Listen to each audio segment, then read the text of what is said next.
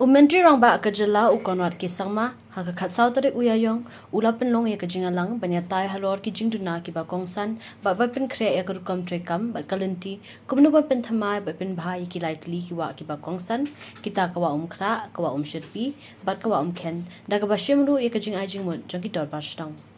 Myntri Rangbah ula ong ba Jingdan kam bandan Jing'aringkat hapren kamariang ba kayok kakot ba ula benrap Jingïalang ka bangi la Pynlong mentakasngi kalong shi benta jong kamat ka bakham he jong ka soka jela bandan Jing'aringkat hapring ka kamai ka kaji kayo kakot bat kamariang kenang balada la penbiang ki Jingdan kam ha kayo kakot lari sumaria kamariang ru na ka benta ki pateng ki banwan la Pynlong ya kani Jing'alang hayo jana bhavan ha ka balai shim benta Myntri Rangbah ka jela usimbut Myntri Rangbah ka jela ubasnya bhalang dhar Myntri sarkar uba AL hek chief secretary uba DP walang ki he officer ki dokot jong ki dar bashnang bar ki nom ikman na ki seng ha ka imlang kasalang hakoi pat kalyang chief secretary ulaya tho babun ki kam panpentrai onchim ti ha ki jaka jong ka municipal hapok ka amrut ka baar bar ula ben rap ru pa ha ka bayade ba ka NGT lamang kumba shi spa shi folklore bar pen kho ya ka shilong ba ki saudong sau kun jong ka there is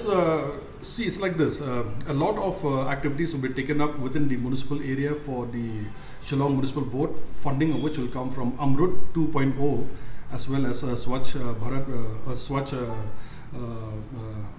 Bharat Management, SBM Urban, and 15 Finance Commission also will pitch in. There is no amount that has been earmarked, but funds will be able because 110 crores of money has already been ring fenced as far as NGT is concerned for the cleaning activities in and around Shillong town.